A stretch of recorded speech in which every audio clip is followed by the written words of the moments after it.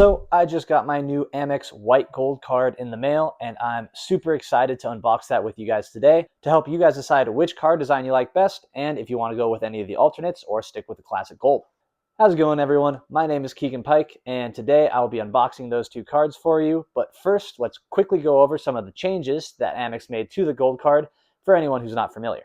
But of course, if you're just here for the unboxing, timestamps down below as always. But for those of you who want a quick rundown, let's go ahead and jump over to the Amex website and go over some of the changes that were made this summer.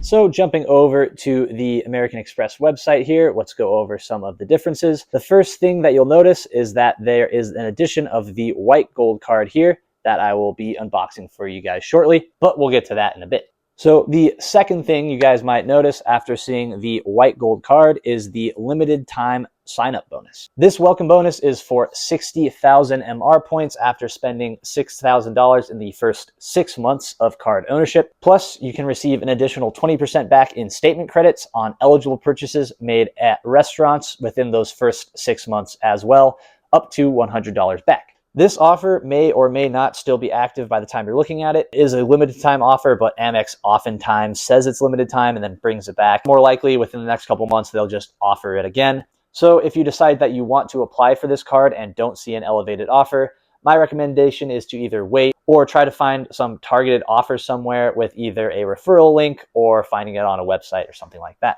People have been known to find elevated offers either through using Resi or another Amex affiliated website, or you can always check Card Match to see if you have an elevated offer. However, that's not necessarily the approach that I recommend taking. When I applied for this card, I was actually able to get a 100,000 point sign-up bonus with that 20% component as well. And it actually took me quite a few tries to get this offer. When I went to apply on both my phone as well as the primary browser on my laptop, I was only able to pull a 90,000 point offer. But then I went on Yahoo of all places, and when I searched it up there, I was actually able to get that 100,000 point offer. So it may take some digging, but those offers are out there. Obviously, feel free to use my referral link down in the description, but if it's only giving you that 60,000 point offer and you can find something better, go ahead and use that offer. And if you can, share that link in the comments below so that other people can use it as well. Because in the end, we're all here for the same thing. We just want to maximize our points, and I want to help you guys do that. But moving on from the welcome offer, we got our spending multipliers down here. And these haven't changed much at all. We still have 4x on dining at restaurants worldwide, 4x at supermarkets, 3x on flights, and 1x on everything else. The one change on the multipliers that they did make is that the 4x on dining now has a $50,000 cap on it per year. Obviously, for most of us, that's not really that big of an issue, but I could see if someone worked for a company where they had to take clients out for lunches on a regular basis, and that company let them use their personal credit card, they could actually hit that limit within a year. So now let's get to the big change that the Amex Gold Card went through this summer. The biggest change that you guys will notice here on the website is that the annual fee is now $325. This is an increase on the previous annual fee of $75. And if you're familiar with Amex, you'll know that this is kind of their game plan. Every few years, Amex likes to increase their annual fees, and then they'll add new credits to the card to hopefully make the card still worth it to people to not lose customers. So speaking of those new credits, let's go ahead and check those out real quick before we get to the unboxing. All right, down here at the benefits tab, we have the normal $120 Uber cash on gold. This $120 Uber credit has not changed, so if you got value from it before, you'll still get value now. However, for those of you thinking of applying for the card, just like I was, you should know that this credit is actually divided into $10 monthly credits. And if you do not use your $10 one month, it doesn't transfer over and stack to the next month. So this is a use it or lose it credit, as are the rest of the credits on this card. But this credit also works for Uber Eats, so it's pretty easy to use. I just recommend that if you do use this credit for Uber Eats, you set your app to pickup only. That way you're not costing yourself extra money with delivery fees. Moving on here to our first new credit, we have our $84 Dunkin' credit that is divided into $7 monthly credits. For me personally, I value this credit at $0. I live in the Denver area and we have very few Dunkins, and I definitely don't plan on going out of my way to visit any of these Dunkins. However, it does look like you are able to reload gift cards with this credit and save it for later. That's how I plan on using this credit. My girlfriend and I like to go to New York at least once a year. And while we're there, we stop by Dunkin' a couple of times to grab coffee and breakfast. So I do technically get value from this credit, but since it's not part of my normal spending, I don't count that as offsetting the annual fee. But moving on, we have the next new credit, which is the $100 Resi credit. This credit is actually broken up biannually, so once every 6 months as opposed to once every month. And at first, when I saw this credit, I actually didn't think I was going to put any value on it. But after looking into it a little bit, some of my girlfriend and I's favorite restaurants are actually on Resi already. So we would be spending money at these restaurants anyway, so I actually count this for the full $100 credit. Also, you don't actually have to make a reservation in the Resi app. All you have to do is dine at a restaurant that is affiliated with Resi, use your gold card to pay, and you will be given the statement credit. And the fact that it's broken up into $50 every 6 months, as opposed to, say, $10 a month, makes it really easy to go out and use this credit, so I value this at the full $100. So if we add the $120 for the Uber credit and the $100 for the Resi credit, that is a total of $220.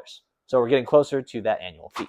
Lastly, we have an updated $120 dining credit, which, for those of you who are familiar with the dining credit before, it is pretty much the same, $10 every month at select locations. They just removed Milk Bar and Shake Shack and added Five Guys instead. So again, I think if you got value from this credit before, you'll get value from it now, unless you are a very specific case that always used this dining credit at either Shake Shack or Milk Bar.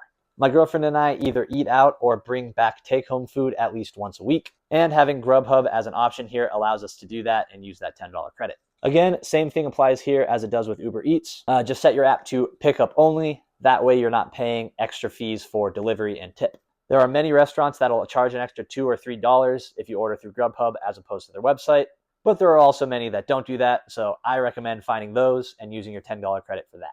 So adding that $120 credit to our total, we now have a total of $340 out of credits that I plan on using. So for me, this card is worth it because I'm actually positive $15 with the credits. However, as always, if my spending habits change or if I move to an area where I can't use these credits quite as easily, then I'll just have to reevaluate when my annual fee comes back around. So now that we're done with the quick overview of the new gold card, let's go ahead and get to the fun part, the unboxing. But there are still a bunch of benefits and drawbacks of the card that I haven't gone over yet. And to go over those, I'll be posting a video of why I applied for the Amex Gold Card within the next couple of days. So go ahead and subscribe so you don't miss it. Or if you're watching this after it's already live, I'll put a link to it right here, as well as on the end card.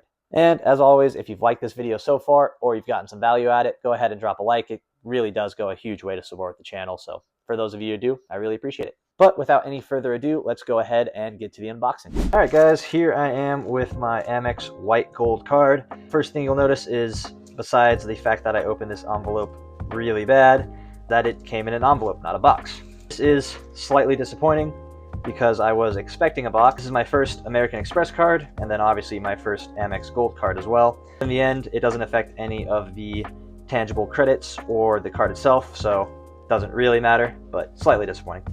But let's go ahead and get to the main event and open this bad boy up. And if you guys ever seen packing cards, you always save the best for last. So let's throw that guy back there. Let's see what we got here. All right, here is a list kind of just explaining like what your credit report is and how credit cards affect that. I don't really feel like I need to look into this right now, so let's put that aside. Next, we have our card member agreement, part 1 of 2. Important information on here, but we can discard it for now. All this can be accessed online as well, obviously. Next, we have the summary of additional benefits. Went over that a little bit if you're watching here on YouTube at the start. And if you want to see a full breakdown of the benefits of the card, check out my why I applied for the Amex Gold Card. Next, we have this notice to the change in Uber Cash benefit. The only thing that this is saying is that now, in order to use that Uber Cash, you have to select an Amex card as the payment on the ride to use that credit. So for example, if you wanted to use a catch-all card like the Venture X, you wouldn't be able to use your $10 Uber credit and then use the Venture X on top of that. So you'll have to use either your Gold Card or some other Amex card to get that benefit. And lastly here, before we get to the fun part, we have our card member agreement part 2 of 2. Just kind of more information that can be accessed online. This thing is actually pretty dang massive, so obviously I won't go into it too much here. So I recommend keeping it just in case, but all this information can be found online as well. So without further ado, I'll go ahead and reveal the new white gold card here in 3, 2, 1. All right, so here is the new white gold card, and I gotta say, I am a fan. People have said it looks like a faded platinum card. I don't know if it shows up too well on video here, but when you kind of tilt it out of the light, I can kind of see how there's a little platinum to it, but clearly when you turn it into the light, it is a lighter white gold. I actually really like that a lot. The right lighting, like right there, it looks really, really nice. And even in the shadows, I guess you can kind of see it looking like a faded platinum, but I don't know if it comes out too well on camera here, but you can definitely tell that it's gold and not a platinum card. So I am a pretty big fan. So now let's take it off the sheet here so we can get a better look at it. So here it is, guys. As you can see, it is clearly a lighter gold color, not a rusted platinum, in my opinion at least. So, and when the light hits it just right, yeah, it's pretty dang nice. I will say I kind of wish that they did the actual Centurion logo and all the lettering and border maybe more of a vivid yellow gold, like the classic gold color, but no complaints. And the back, pretty standard American Express stuff here. We got the mustard strip right there, Amex logo. Obviously all my personal information is covered up, but nothing too crazy going on there. Bend test for you guys. It's pretty solid, a little bit less solid than say like my Capital One Venture X's, but still pretty solid all the same. And let's go ahead and do a quick drop test for you guys. So as you guys can tell, it's a little plasticky, but like I said, it's just kind of a plastic coating making a plasticky noise. It's still a very solid card, has a good amount of heft to it. Alright guys, here is the envelope that contains the Amex Rose Gold Card. It is my girlfriend's authorized user card, so it didn't come in a box or anything, just an envelope like this. And we've also taped up all of our personal information. But the card will be the exact same as if you were a primary card holder and chose the rose gold. But we'll still be able to compare it to my white gold card later. I've heard mixed reviews on the rose gold, so I'm really excited to see what it looks like. Let's crack right in. Inside the envelope, we only got one sheet of paper. Since it is an authorized user card, I guess they didn't think it was worth sending the card member agreement and other information like that. There's a QR code that leads to additional user membership benefits, but other than that, it is just this sheet of paper that has the rose gold card inside. But without further ado, let's go ahead and reveal the card in 3, 2, 1. Honestly, I really like it. I've heard people describe it as kind of a coppery penny color, which I guess if you hold it in the wrong lighting, it does get kind of dark and look kind of bronze instead of rose gold. But when we tilt it up into the light here, you can see it's super shiny and you can see a little bit of a pink tint to it.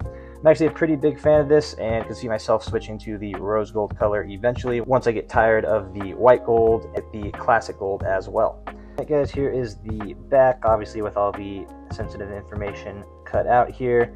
Not a huge fan of the mag strip. Really, they tried to reference the classic gold color, but next to the rose gold, it genuinely just kind of looks like someone spilt some mustard on the card, so not a huge fan of that. But other than that, standard stuff. American Express logo, all looks good there. And back to the front here. Yeah, I gotta say I do really like this card. Here in a bit, we'll bring out the white gold card as well as my Venture X and compare them. But real quick, let's go ahead and get a drop test in for you guys. So honestly, pretty solid drop, good solid card. I like the raised lettering and the raised border on this rose gold card. American Express logo looks good as always, and when you hold it in just the right light, it looks extra nice and shiny. I would say I'd still probably prefer the classic gold design, but yeah, I'm actually a pretty big fan of this rose gold. I disagree with all the hate that it's been getting, and I think it's a pretty solid option. Right, so now let's go ahead and compare it with the rose gold card here. I did go with the white gold card since it was limited edition, and then my girlfriend wanted the rose gold card, so I don't have the classic gold that I can compare it to for you guys, but hopefully this will help you decide which special edition you want. Both these cards are pretty awesome. I've heard bad things about both the rose and the white gold card, but no complaints here. I'm a pretty big fan of both. And just for comparison's sake, here is my Venture X compared to the rose gold and the white gold card. The Venture X clearly has a lot more heft to it than the gold cards do, but the gold cards are still very solid cards nonetheless. So now I have my girlfriend here. She's gonna pick out her favorite of the 3 cards that you see here. Well, I was gonna list the pros and cons of each of them. Okay, yeah, go for it. Hi everyone, it's Marley, and I'm here to compare all the cards. I'm gonna tell you what I like and dislike about the cards as a normal, everyday person and not one of the finance bros. Okay, to start off, I'm gonna start off with the Venture X. I do like the weight of the card. I do not like, though, the basicness of it. It doesn't really have a lot going on compared to the American Express. So I would say the Venture X is probably my least favorite look out of all 3 of the cards. So we're just going to get rid of that one. So next I'm going to move on to the White Gold Card. I do like that it's more aesthetically pleasing than the regular gold card. I have not seen it in person though, so I'm just going off of videos that I have seen about them.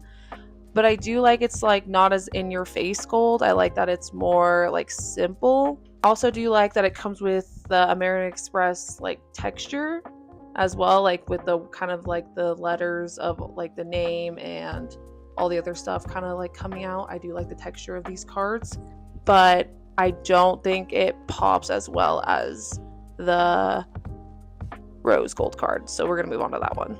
So the Rose Gold Card, which is my card, is my favorite because it's kind of giving old money. And I know that's like a big... Can you shut up? I love it. I'm trying to get with the Gen Z people. Keegan, you're messing it up. Okay. All right. Cut. So my initial reaction to the card, that it's really not super on the rose gold side. It doesn't really have like the more pink undertones. It's kind of giving more copper undertones, which is fine. I like it. I think it makes it look a little bit better than just kind of like the website made it look way more pink, and I was kind of worried about that. I do like more of the copper. And I feel like on this card, at least, it, like I said before, like it does have the texture on the white gold, but I feel like this one pops a little bit more. You can kind of feel it a little bit more. But overall, the rose gold card is my favorite, and yeah. So there was my girlfriend's opinions of the cards. I actually have, pretty opposite opinions. I actually think the Venture X is my favorite. My favorite color is blue, so, that helps. But also I like the heft and the simplistic design on the front. Then I'll go ahead and look at the rose gold card. I do really like the rose gold card. Kind of like what Marley was saying, it is more of a copper, and I like that a lot more than like a bright pink or something like that. I do wish the white gold had more of a texture to it, like the rose gold does. But I still think that my favorite of the 2 Amex cards is still that white gold. Like I said, it doesn't really look like a platinum card to me. It is a little bit of a faded gold, obviously, but it still has quite a lot of yellow to it. So you can tell that it is, in fact, a gold card, not just a faded platinum card. But go ahead and leave in the comments which one of these 3 you guys like the best. Follow me on TikTok and subscribe to my YouTube channel for a full in-depth review of the gold card, because other than the gold card looking nice, it can be really good for some people and really terrible for others. So if you'd like to know which camp that you fall in, go ahead and subscribe, and I'll see you guys next time.